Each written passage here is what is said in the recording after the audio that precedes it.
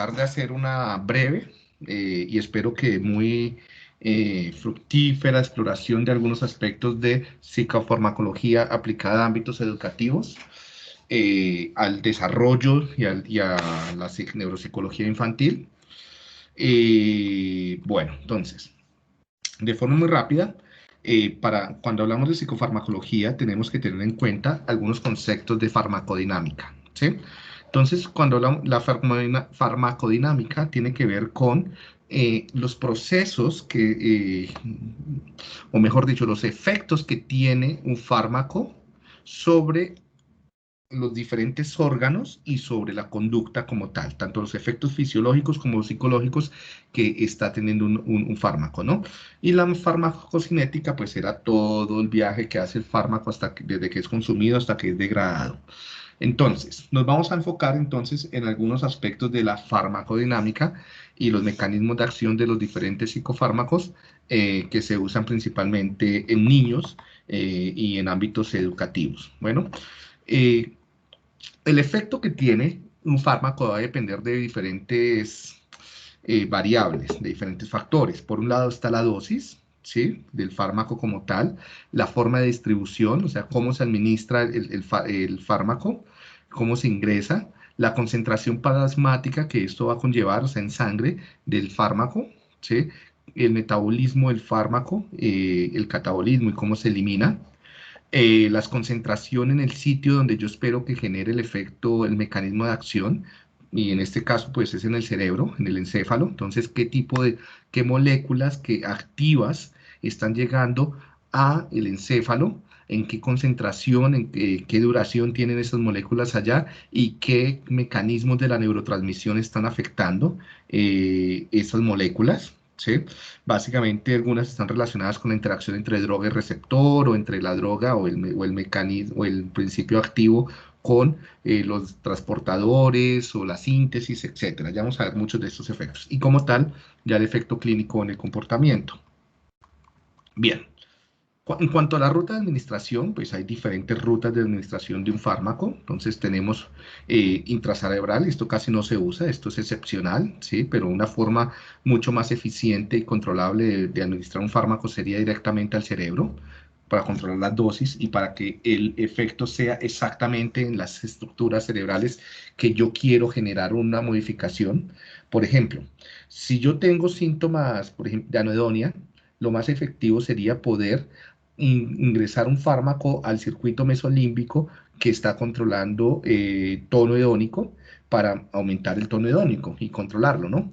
Pero pues esto es supremamente complicado porque imaginen tener que hacer neurocirugía o tener cánulas instaladas, esto pues realmente ni éticamente, ni logísticamente, ni médicamente es viable, ni económicamente. Esto se hace más para investigación con animales, ¿sí? Inyectando directamente fármacos o moléculas directamente en los circuitos cerebrales de interés, ¿sí? Entonces, pues esta tachada. Otras que se usan de ahí en adelante, entonces serán, por ejemplo, la oral, la más usada, y es gotas, pastillas, inhaladas, ¿no? Que a través del tracto gastrointestinal van a pasar al torrente sanguíneo, y desde el torrente sanguíneo van a pasar a algunas de ellas al encéfalo. Entonces, dado los tránsitos que tiene que hacer la molécula, el problema es que al cerebro va a llegar u- algo muy diferente de lo que se consumió y muchas de las otras moléculas sí van a afectar el funcionamiento de otros órganos. Otra forma es inhalada, aquí a través de la mucosa olfatoria, ¿sí? Es más fácil que llegue rápidamente al encéfalo, ¿sí? Entonces, esta es una vía de inhalación muy rápida, mucho más precisa, potente para algunos fármacos que logran atravesar estas barreras.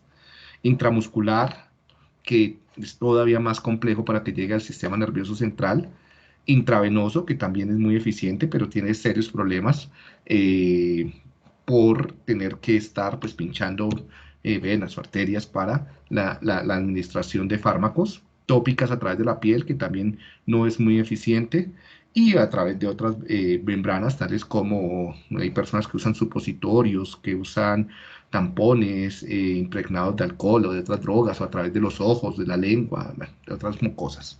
¿Sí? Algo importante es que cualquier molécula que quiera o que queramos que tenga un efecto activo sobre el sistema nervioso central tendrá que atravesar la barrera hematoencefálica, lo cual no es una cuestión menor. Muchos de los fármacos que pueden llegar a tener aplicaciones potentes no atraviesan la barrera hematoencefálica, entonces no son usables para administrarlos. A menos de que sea intracerebral, por ejemplo, fármacos para tratar el Parkinson, Alzheimer, algo así, no logran atravesar la barrera hematoencefálica, entonces tienen usos limitados. Bien, hablemos ahora sí de los psicofármacos. Cuando hablamos de psicofármacos, hay una gran cantidad de nombres, etiquetas para clasificarlos, ¿sí? Por lo general, no hay un criterio claro de cómo clasificar estos psicofármacos, ¿sí?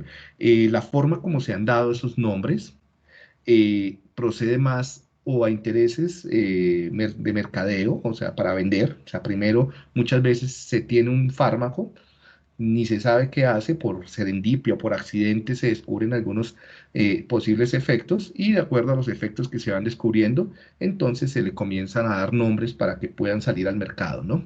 Esto pues claro, esto no es así tan simple, ¿no? Esto tiene que superar ciertos procesos experimentales, también del cuidado de la salud y demás, pero incluso con todas estas barreras y demás, hay una gran cantidad de como consideraciones a tener en cuenta, ¿no? Entonces, y principalmente en el nombre que se le da.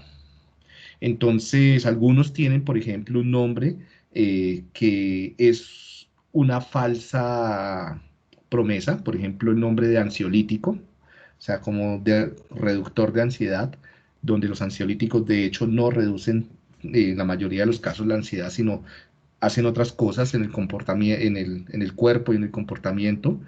Entonces tienen ese nombre como tramador, ¿no? Y no un nombre que corresponda adecuadamente a lo que está haciendo en el cuerpo, ¿no? Debería llamarse sedante, y ya. Pero entonces si lo llaman sedante, tal vez no venda tanto como si lo llaman ansiolítico, ¿no? Entonces eso también tiene como unos intereses, además de mercadeo, unos intereses clínicos, porque muchos de los que están detrás de experimentar con estos fármacos en animales o en humanos, también son los que crean las teorías, por ejemplo, de trastornos médicos, por ejemplo, teorías que siguen replicando los criterios diagnósticos del DSM, ¿sí? Y pues muchos de estos fármacos entonces tienen nombres o categorías que asemejan las categorías del DSM. Y cuando tú vas a ver, no es que sirvan para tratar lo que está en el DSM, sino que replican la misma lógica, ¿no? La misma lógica categorial y clínica. Entonces ahí sí hay que comenzar a hacer un cuestionamiento más fuerte sobre para qué sirven cada uno de estos fármacos, cuáles son sus mecanismos de acción, cuáles son sus efectos primarios, cuáles son sus efectos secundarios y no quedarse con el nombre, ¿no? Porque muchas veces la forma más fácil es, tienes depresión, toma antidepresivos, tienes esquizofrenia, antipsicóticos, ¿no? Porque ni la enfermedad está bien descrita, ni el fármaco sirve para tratar directamente todos los síntomas de esa enfermedad. ¿Listo? Entonces, estos nombres obedecen a diferentes lógicas, ¿sí? Y muchas de ellas son lógicas clínicas que, eh, que obedecen más a intereses económicos, políticos o incluso dentro de la ciencia, políticos dentro de la ciencia, teóricos. Bueno, entonces estas son las principales familias, estas 7 que les voy a hablar. Las familias de los psicoestimulantes, la familia de los antidepresivos, la familia de los antipsicóticos, la familia de los ansiolíticos, la familia de los facilitadores o potenciadores cognitivos, de los péptidos, una miscelánea de péptidos como opiáceos o citocinérgicos, y algunos cannabinoides, bueno, y aquí faltarían los alucinógenos, ¿sí? Entonces serían 8 familias que podríamos tener de psicofármacos y muchos de ellos pues más usables o no en niños para tratar ciertos problemas. ¿Listo? Alucinógenos.